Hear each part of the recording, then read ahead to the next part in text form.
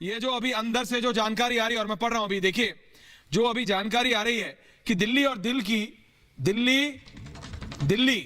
दिल की दूरी मिटाएंगे पीएम। लेकिन हमारे पास एक्सक्लूसिव खबर है, तैयार हो ना सब? हाँ बताओ अमीश भाई। हमारे पास एक्सक्लूसिव खबर है कि प्रधानमंत्री मोदी ने कहा है कि हम दिल की दूरी जो है उसे मिटाना चाहते हैं। ये भी कहा है प्रधानमंत्री मोदी ने। लेकिन हमारे पास एक्सक्लूसिव खबर है, इन्हीं चोमुओं की वजह से ब्रेकिंग न्यूज पर ध्यान नहीं देता कोई, लेकिन आज ये मुद्दा नहीं है। Just recently Jammu air force station पर 2 ड्रोन से हमला हुआ। भगवान का शुक्र है कि हमने कोई जाने नहीं गंवाई। Now this video is in relation to something before that, something you missed out, something about Kashmir. Bhajpa सरकार द्वारा की गई प्रगति का चीता चाकता स्मारक। पिछले 2 सालों में सरकारी नौकरी के फॉर्म भरने वालों से सरकार ने कुछ 54 करोड़ रुपए इकट्ठे कर लिए और अभी तक कोई लिस्ट विस्ट नहीं आई है। पिछले 2 साल में सरकार ने सरकारी नौकरों के लिए फॉर्म भरने वालों से 54 करोड़ रुपए दिए और लिस्ट जारी करने में 1 महीने का वक्त और लगेगा। मतलब चल रहा है काम, पैसे ले लिए ना तो चल रहा है काम उनका, समझ रहे हो ना। 9 अगस्त 2019 को रॉयटर की एक रिपोर्ट के अनुसार कश्मीर में अंग्रेजी और उर्दू के छोटे बड़े 180 अखबार निकल रहे थे, सब बंद हो गए, केवल 5 का प्रकाशन होता रहा। अरे मोदी जी की बात ही अलग है यार। मोदी जी ने तो अंडरवर्ल्ड को भी दोस्त बना लिया है।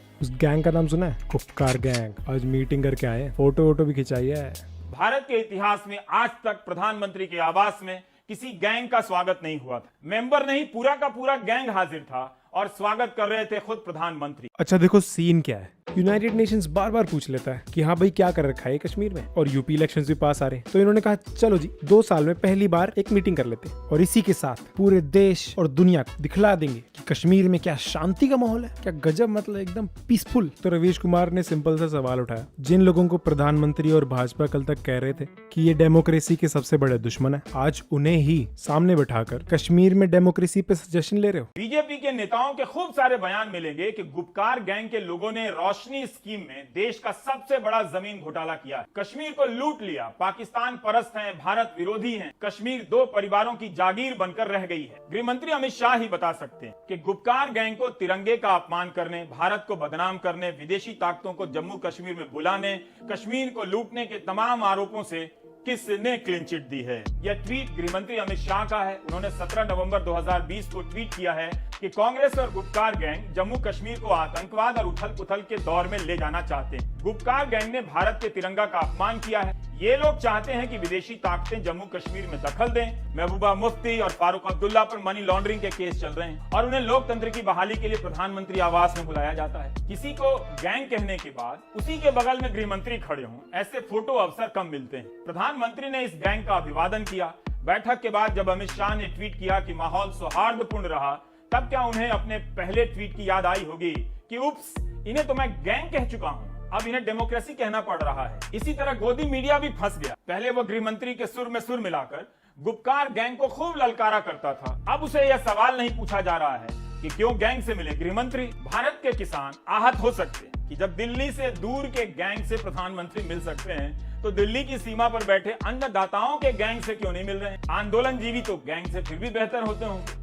माने ऐसे क्वेश्चन किसानों के मन में अराइज हो सकते हैं, ये मैं कह रहा हूँ। ये है पॉलिटिक्स। हिपोक्रेसी क्या होती है मैं बताता हूँ। कश्मीर के रिलेशन में जब भी आपके फैमिली व्हाट्सएप ग्रुप पे आईटी सेल का मैसेज आए, उसे एक दफा ध्यान से देखिएगा। आप पाएंगे कि कश्मीरी पंडितों के पलायन की पीड़ा के वर्णन के बगैर इनमें से कोई मैसेज संपन्न नहीं होता। अब इस विस्तृत और महाकाय एजेंडे के विपरीत मीटिंग में कोई कश्मीरी पंडित प्रतिनिधि नहीं था और ना ही इस पर कोई चर्चा हुई। आपको ज्यादातर डिबेट में कश्मीर की चर्चा में कश्मीरी पंडित भी मोर्चा संभाले मिलेंगे, उनके कोई ना कोई प्रतिनिधि, और उन्हीं के नाम से डिबेट में हवाबाजी होती मिलेगी।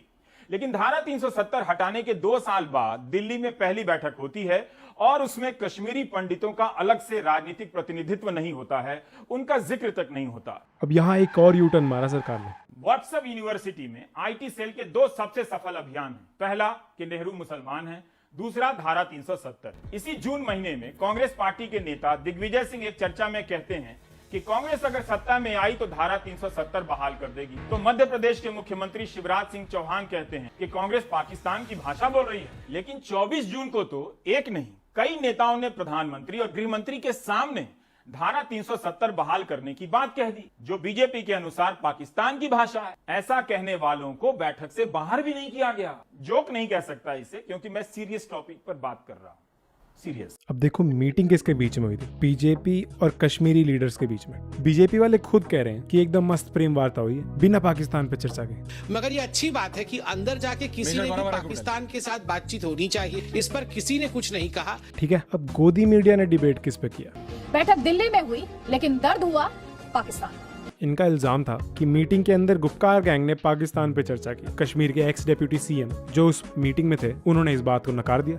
नहीं, पाकिस्तान का कोई जिक्र इस तरह तो नहीं हुआ। अरे ये तो मुद्दा ही फेल कर दिया डिबेट का। ये तो कह रहे पाकिस्तान में बात ही नहीं हुई। देखो इन सब बातों से तुम्हें फर्क पड़ता होगा, ठीक है। इनका एडवांस आ चुका है।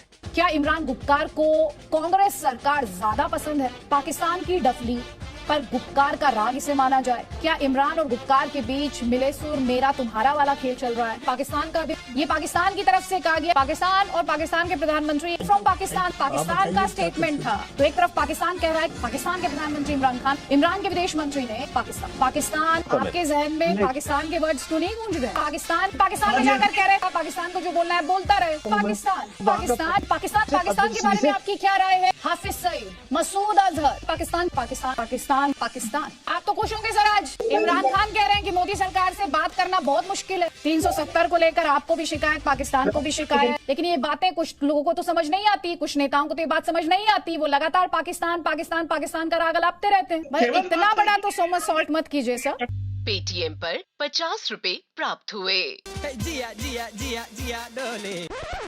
आपातकाल की बरसी मनाने वाली बीजेपी बता सकती है कि 2 साल पहले जो कश्मीर में हुआ वह क्या था, वो कौन सा काल था? पूरे कश्मीर को तालाबंदी में झोंकना क्या लोकतंत्र था? राजनीतिक दलों के नेताओं को नजरबंद कर स्थानीय चुनाव कराना क्या लोकतंत्र था? इस बैठक में कितना कश्मीर के लिए है, कितना यूपी के लिए है, कितना इंटरनेशनल छवि और कितना अमेरिका के लिए है, आने वाले दिनों में समीक्षा होती रहेगी। 555 दिनों तक इंटरनेट बंद करना, स्कूल बंद कर देना, हजारों लोगों को जेल में बंद कर देना लोकतंत्र को मजबूत करना नहीं था।